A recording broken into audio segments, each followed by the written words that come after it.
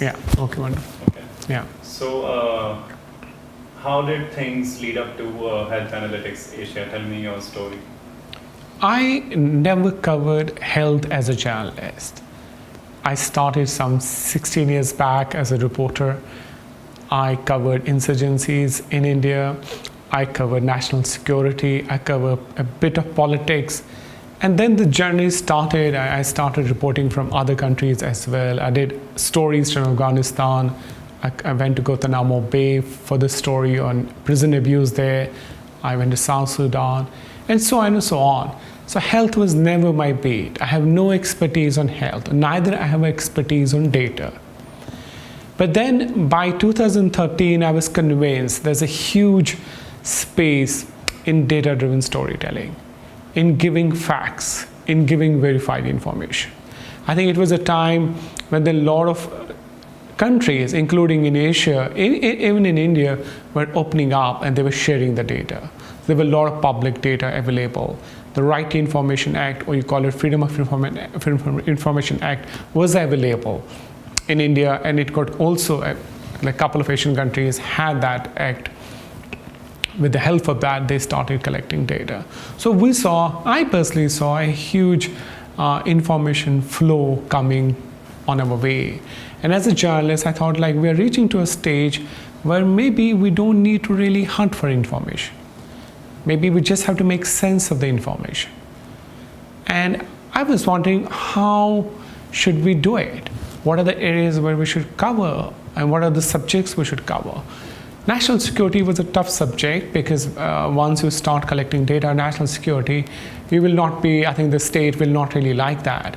And that was a challenge which I thought we should not, as an entrepreneur, I should not really go into an area where we have difficulties dealing with different state acts and laws. Let's work on an area where we think we can contribute something without really creating any situation where we end up having more court cases than doing journalism.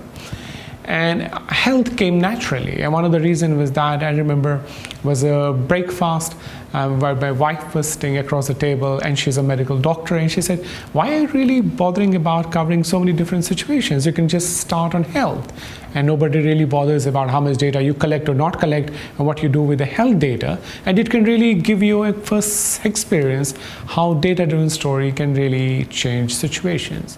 So that was 2014. And we started a small website and a platform. We called it Health Analytics India, which was just a modest initiative. And just to see whether journalists will be interested or whether doctors will be interested to contribute and come forward and see how we can collect, clean, and map healthcare data. So what we did was that as a part of this initiative, we brought some 20 medical doctors and 20 journalists together in a remote part of India. And my worry was that journalists may come, but doctors are quite busy people, so they may not come for that function. And when we went there, I think it was still 8 in the morning, 8:30 in the morning, we saw the room was half full. And to my surprise, the doctors were already in the room. And we were looking, the journalists were still coming one after one and after one. And that initiative became our first data bootcamp, in which we had 40 people together discussing, actually, a group of doctors, a group of journalists discussing how we can improve reporting in healthcare. And for me, personally, it was a great eye-opener, a great insight, because that really shook me also at some level in terms of seeing that how much neglected the healthcare stories remain, and what really that means for us. That in a country like India, we have tens and thousands of people disappearing every year because of cancer, and we have no idea, no national database to understand what is happening, why people are disappearing, why people are dying so young, and why we are not able to do anything about it. We have almost, by official data, 300,000 people committing suicide. And we have no understanding how we can stop it, how we can improve our mental health. Because there's no pressure on the government. There's no visibility of health stories. And naturally, the health doesn't figure on your page one. It doesn't figure in the discussions of the parliament. The budget allocation for health is really minimum. And that same story is reflected in Bangladesh, in Pakistan, in Malaysia, in Indonesia, even in the other advanced Asian governments. I was recently in Tokyo in Japan, and I saw the mental health was a really big issue there.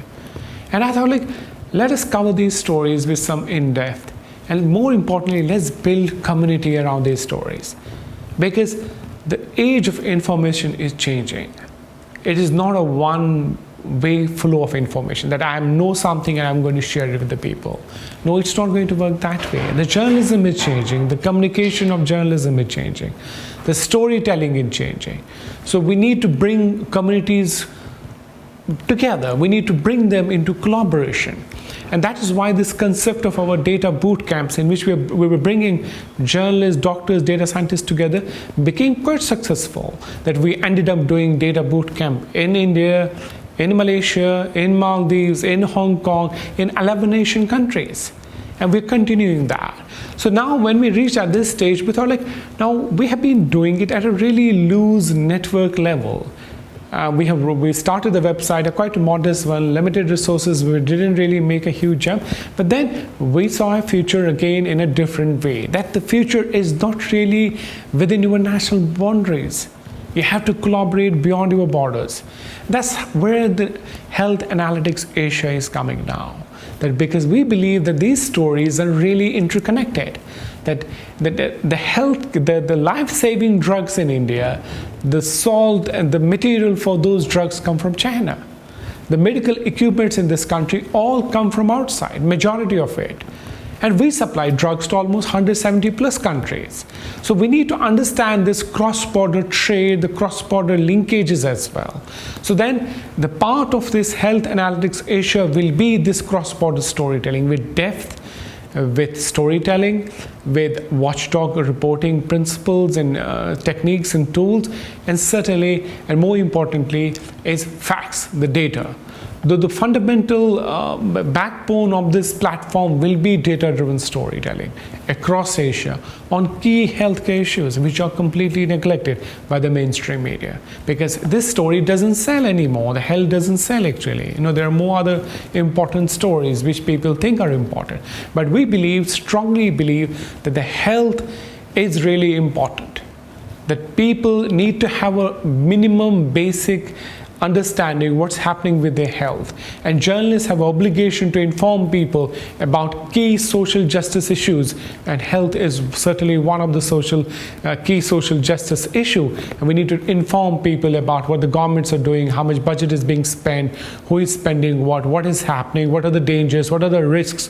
All these stories together, including human interest stories, stories of loss, stories of suffering, stories of recovery, these are all important stories. So Health Analytics Asia will be all of it. We'll be covering all of these areas with data-driven storytelling. And more importantly, when we saw in the last couple of years was this huge flood of disinformation and fake news. And we saw the health was one of the areas where there was huge fake news, disinformation, a flood of disinformation.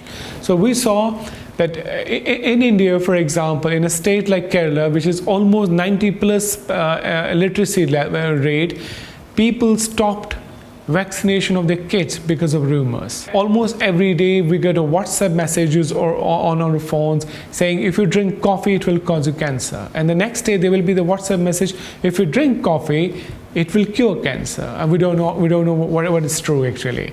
So the key part of this platform will be a fact-checking platform in which we are calling First Check, in which journalists and doctors work as a team, and they will build a platform in which we will fact-check the stories, the content, the photos related to the health, related to the well-being of the people in Asia. And we're looking at collaborations. We're looking at building networks. And we're already in talks with a number of partners in the region, and we are seeing great response. So this will be a game-changing platform. This will be really a unique model of storytelling where you are bringing non-journalists towards storytelling. And I think if this initiative is successful, it will open a lot of space for other experiments in which journalists will work with expertise, with experts in other areas, and they will bring them into the heart of the storytelling. We already are seeing that also happening in little bit spaces actually, but we believe that our platform will create this space and will confirm the model of storytelling in future, maybe perhaps include in niche areas where we go beyond traditional storytelling.